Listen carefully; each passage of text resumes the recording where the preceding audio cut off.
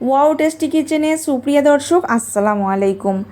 আজকের পর্বে আমি আপনাদেরকে দেখাবো একদম নরম তুলতুলে পাউরুটি। যাদের পাউরুটিটা পারফেক্ট হয় না এবং ইস্টের গন্ধের জন্য খেতে পারে না, তারা অবশ্যই এই ভিডিওটা প্রথম থেকে শেষ পর্যন্ত দেখবেন। আশা করছি আপনাদের অনেক কাজে আসবে। রেসিপি ভালো লাগলে চ্যানেলটা সাবস্ক্রাইব করে পাশেই থাকবেন আশা করছি। কথা না বাড়িয়ে চলুন মূল রেসিপিতে যাওয়া যাক। এর জন্য নিয়ে নিচ্ছি একটা মিক্সিং বাউল। প্রথমেই নিয়ে নেব 1.5 কাপ ময়দা দিয়ে পাউরুটিটা তৈরি করে নেওয়ার চেষ্টা করবেন। দেখতেও যেমন সুন্দর লাগে আর খেতেও কিন্তু অসাধারণ লাগে। আটা দিয়ে খুব একটা ভালো লাগে না। এখন আমি নিয়ে নেব 3 টেবিল চামচ চিনি, দিয়ে দেবো স্বাদ মতো লবণ, নিয়ে নেব 1 চা চামচ ইস্ট। এর থেকে বেশি ইস্ট দিলে তাহলে ইস্টের একটা গন্ধ হবে। এখন আমি দিয়ে দেবো 3 টেবিল চামচ গুঁড়ো দুধ। সব শুকনো উপকরণগুলো দিয়ে খুব ভালোভাবে মিশিয়ে নেব। অনেক আপুরা বলেন, আপু ইস্টের গন্ধে রুটি বা পাউরুটি খেতে পারি না। যাদের ইস্টের গন্ধ লাগে 1 কাপ আটা অনুযায়ী হাফ চা চামচ ইস্ট নিয়ে নেবেন। এতেও যদি গন্ধ লাগে তাহলে হাফ চা চামচেরও কম ইস্ট নিয়ে নেবেন। এখন দিয়ে দেবো 2 টেবিল চামচ সয়াবিন তেল, দিয়ে খুব ভালোভাবে মিশিয়ে নেব। কোন ব্র্যান্ডের ইস্ট ভালো হবে? ইস্ট কোনো ব্র্যান্ড বলে কোনো ফ্যাক্ট না, যে কোনো ইস্ট আপনারা ব্যবহার করতে পারেন। এখন আমি দিয়ে দেবো উষ্ণ গরম পানি। একটু একটু পানি দিয়ে এই ডোটাকে নরম করে মথে নেব। পাউরুটির জন্য ডোটা কিন্তু শক্ত করে মথলে কিন্তু তাহলে পাউরুটিটা একদমই ভালো হবে না। খুব নরম করে ডোটাকে মথে নিতে হবে। তো দেখুন হাতে একটু আঠালো আঠালো মতন হয়ে যাবে, ডোটা ঠিক এই রকম হবে। এখন এই বাউলের মধ্যে নিয়ে নেব একটু সয়াবিন তেল, দিয়ে বাউলের চারি সাইডে মাখিয়ে নেব। ডোটাকে আমি একটা বল পাকিয়ে নেব। তো এই রকম করে বলটা পাকিয়ে নেব।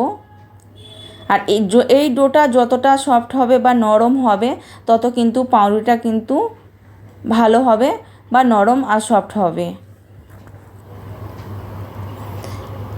এখন এই ডোটাকে এই বোলের মধ্যে রেখে হাতের তালুতে একটু সয়াবিন তেল নিয়ে আর উপরে একটু মাখিয়ে নেব, যাতে ডোটার উপরটা না শুকিয়ে যায়। এখন আমি ঢাকনা চাপা দিয়ে 2 ঘন্টার জন্য রেস্টে রাখবো। 2 ঘন্টা পর ফিরে আসছি। মাশাআল্লাহ দেখুন ফুলে পুরো ডাবল হয়ে গেছে। এখন আমি এই গ্যাসটাকে বের করে দেবো। এই গ্যাসটাকে বের করে নিয়ে এখন আমি মথে নেব 5 থেকে 6 মিনিটের জন্য। ঠিক এই রকম করে মথে নেব। যত ভালোভাবে মথা হবে তত কিন্তু এই পাউরুটিটা সফট হবে বা নরম হবে। 6 মিনিট আমি মথে নিয়েছি। একটা রোল পাকিয়ে নেব। তো রোলটা আমি এই রকম করে পাকিয়ে নিয়েছি। একটা চাকুর সাহায্যে আমি ছোট ছোট করে লেচি কেটে নেব।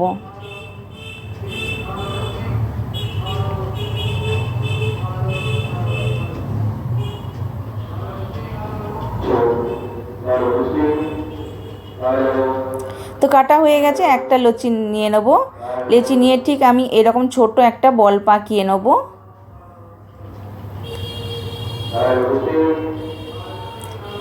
আগে থেকে নিয়ে আমি একটা মলে একটু আমি সয়াবিন তেল মাখিয়ে নিয়েছি। আর দেখুন এই বলটা আমি পাকিয়ে নিয়েছি। ঠিক এই রকম হাতের তালুতে চেপে চেপে এই বলটা পাকিয়ে নিতে হবে। উপরটা যেন খুব সুন্দরভাবে হয়। আর এই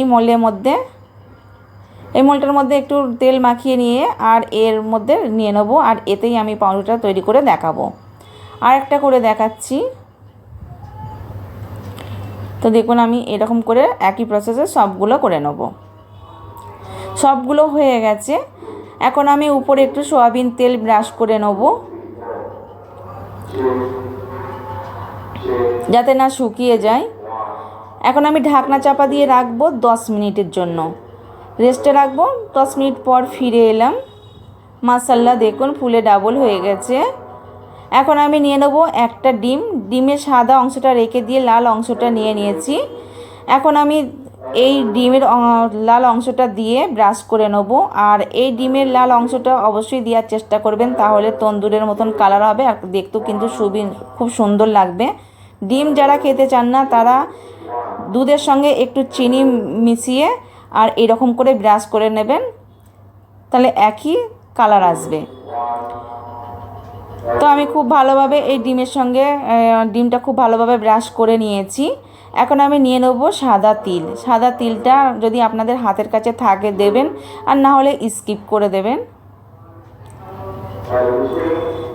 তো আমি এই তিলগুলো পুরো দিয়ে নিলাম। এখন আমি সেঁকতে চলে যাব।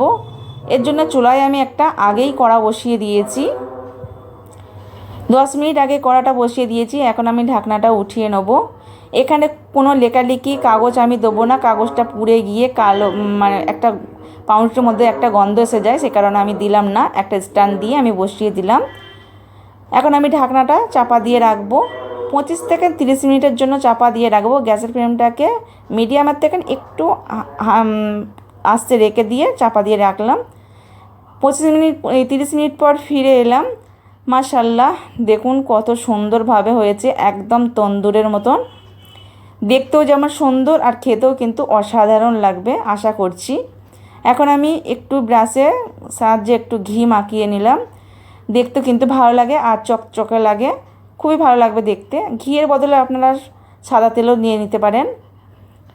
তো দেখুন কত সুন্দরভাবে এই পাউরুটিটা হয়ে গেছে। এখন আমি ঠান্ডা করে নিয়ে পরিবেশনের জন্য চলে গেলাম। তো পরিবেশনের জন্য চলে এলাম, ঠান্ডা হয়ে গেছে। এখন আমি উঠিয়ে নেব।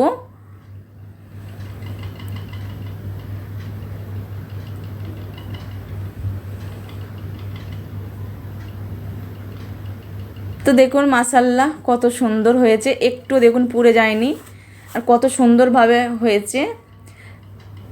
পাউরুটি বানানো খুবই সোজা।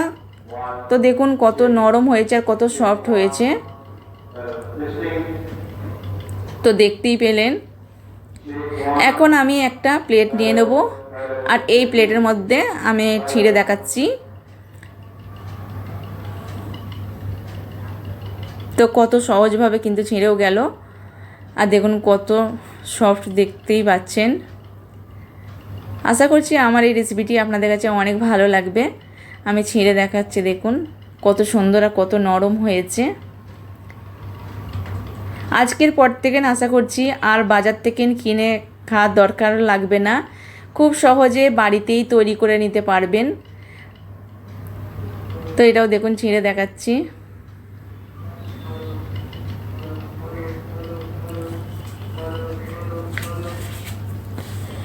আমার এই রেসিপিটি আপনাদের কাছে কেমন লেগেছে অবশ্যই কমেন্টে জানাবেন। খুব ভালো লাগলে বন্ধুদের কাছে শেয়ার করে দেবেন। আরও নতুন কোনো ভিডিও নিয়ে চলে আসবো, ততক্ষণ আমার চ্যানেলটি সাবস্ক্রাইব করে আমার চ্যানেলের সঙ্গে থাকবেন। ভিডিওটা যেখান থেকে নিয়ে দেখছেন অসংখ্য ধন্যবাদ। সবাই ভালো থাকবেন, সুস্থ থাকবেন আর আমাদের সবাইয়ের জন্য দোয়া করবেন। বরাবরের মতন এখানেই শেষ করলাম। আল্লাহ হাফেজ।